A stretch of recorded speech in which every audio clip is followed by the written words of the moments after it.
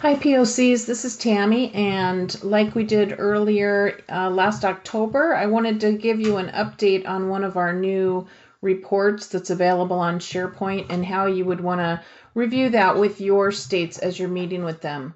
So on SharePoint, under the Reports tab, we're going to look at the Loans Fully Disbursed Not Activated report, and I'm going to pull up the most recent one from September. What this report is showing you is all of the loans and grants where the funding has been fully disbursed, which means the funds have all been ordered and we have a zero balance, but those loan payments have not yet started. And it's really important to monitor this report so that we ensure that payments are started timely for the customer.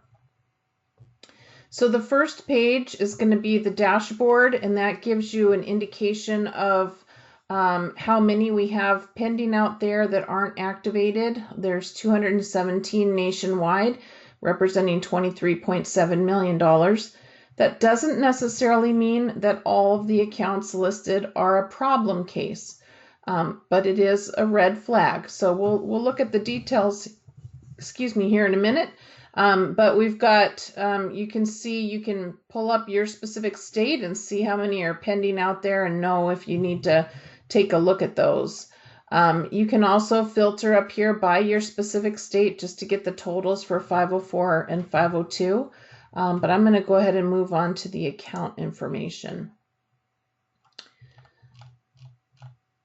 So let's just start at the top here and see what information we've got, since we've got a lot of states we're working with. So of course your state, the county code and state servicing codes that are in DLOS, your account number, the original amount that was obligated, the actual loan amount, the date that it was last disbursed. So this is your first red flag issue. If the date of last disbursement, so the date of this report is September 2020. If your date of last disbursement is 60 days or more from the date of this report, then you probably have a problem case situation that you want your office to look into. In this case, the date of last disbursement was a year ago. The date of closing for this loan was in 2018. And it was supposed to be deferred for 24 months, with the first payment starting June of 2020. So when your date of last disbursement is a year ago, you want to have the field office look into the account. Now this might be a self-help loan where they pulled all the funds down and they still had some construction going on, so they weren't quite ready to disperse funds. But a year is a considerably a long time. So I would have your state look into this particular account and give a status report back as to why that hasn't been activated, or if it should have been activated, they need to get that done immediately. And they can work with the customer and NFAOC to do that.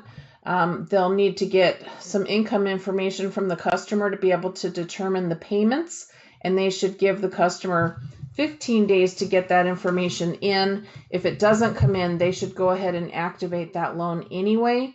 And then if the customer chooses to send the paperwork in, they can work with NFAOC to get their payment assistance started on those payments. Let's look at a couple more. So here's also Alabama. This date of last disbursement was 2017. It's a 504, and all the funds have been dispersed and that payment has not been started. There's a couple things that could be going on here. There might be a dispute with the contractor, but if that's what the situation is, the payments would still be activated. The payment to the contractor is a separate issue. So if the work is all done and the agency has decided that it's completed and the customer is just saying, I don't want to pay the contractor, you could still start the payments for that customer because their loan payments are due. But the field office would have needed to disperse those funds to something like a supervised bank account while they're waiting to pay the contractor. And I would also say at some point, either the contractor needs to be paid or the funds need to be returned. So you might have a problem case where they've given the contractor a certain amount of time and the contractor did not follow through. That time period is up. So the field may need to work with their Office of General Counsel and determine at what point did the funds get returned. And this is an issue between the customer and the builder to settle in court. Hopefully you don't have any situations like that, but it can happen. Let's look at another one. So this one, in Alabama, that disbursement date is August of 2020, which is just a couple of months ago. So that one probably indicates that the work is done and they're getting ready to activate those payments. If this account shows up on next month's report, it's going to be at that 60-day mark. So then I would ask them for a status update on it. But if you're within 30 to 60 days, it probably means that they're just advancing the funds, getting ready to finish up the construction or the repair and get those payments started. That is just a quick briefing on how to look at those reports.